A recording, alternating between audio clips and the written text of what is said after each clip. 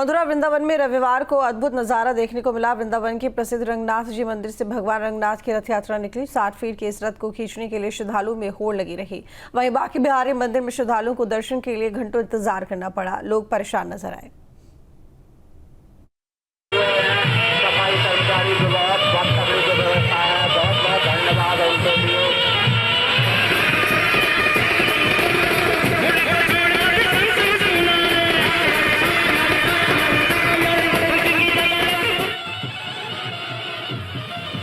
कान्हा की नगरी मथुरा वृंदावन में इन दिनों आस्था का सैलाब उमड़ा हुआ है।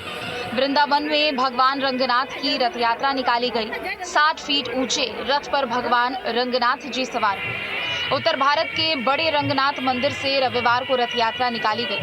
भगवान रंगनाथ माता गोदा यानी लक्ष्मी जी की 60 फीट ऊंचे और 10 टन वजन के चंदन की लकड़ी से बने रथ में विराजमान होकर भक्तों को दर्शन देने निकले।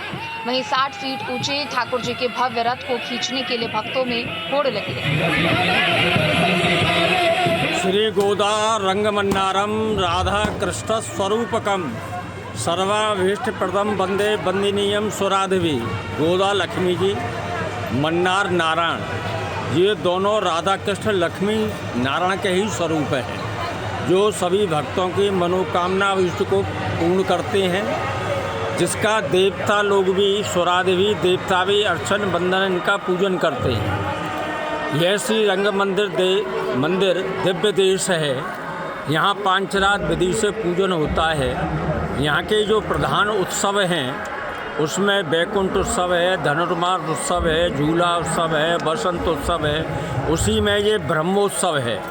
ब्रह्मोत्सव जो है ब्रह्मा जी ने मनाया है और आज 7वें दिवस में भगवान रथ पर विराज होकर के सवारी निकल रही है। यहाँ पर प्रातःकाल सुबह 5 बजे भगवान गाजे बाजे के साथ दाक्षिण पद्धति के जो वाद्य यंत्र हैं उनको बजाते हुए, मूल पाठ करते हुए, सभी वेदों के पाठ करते हुए भगवान यहाँ विराज आए और आने के बाद में 7:25 पर उनका पूजन करके रथ में विराजमान हुए।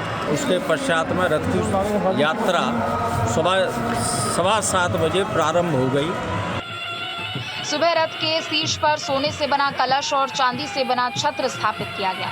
फिर पूजा पाठ के बाद रथ यात्रा शुरू हुई। अद्भुत कला से बने इस विशाल रथ को हजारों भक्त खींचते नजर आए। वहीं सैकड़ों साल प्राचीन चंदन निर्मित विशाल रथ में विराजित ठाकुर जी के दर्शन के लिए भक्तों का सैलाब उमड़ पड़ा। हर कोई अपने आराध्य को देखने के लिए आतुर और ललायित दिखा। जहां रथ यात्रा के दौरान भक्तों का उत्साह देखते ही बन रहा था, तो वहीं मंदिर के साथ साथ पूरा बाहरी इलाका जयकारों की गूंज से गूंज उठा। सभी भक्त आस्था भक्ति में लीन दिखे। वहीं इससे पहले मंदिर में पूजा के बाद जैसे ही 7 कूपों का धमाका और काली के स्वर ने रथ के चलने का संकेत किया, भक्तों का उत्साह 2 गुना हो गया। रंगनाथ भगवान के जयकारे लगने लगे। रथ को खींचने की होड़ लग गई। करीब 15 फीट चौड़े, 20 फीट लंबे और 60 फीट ऊंचे रथ को देखने के लिए सभी आतुर नजर आए। मोटे मोटे रस्से को पकड़कर भक्त एक बार रथ को खींचना चाह रहे थे। उधर वीकेंड पर एक बार फिर विश्व प्रसिद्ध बांके बिहारी धाम में श्रद्धालुओं का हुजूम उमड़ पड़ा। बांके बिहारी मंदिर के आसपास की गलियों में श्रद्धालुओं की भारी भीड़ दिखाई दी। मंदिर से लेकर मंदिर के बाहर हर गली, सड़कें, जिधर नजर डाले उधर केवल श्रद्धालु ही श्रद्धालु नजर आ रहे हैं।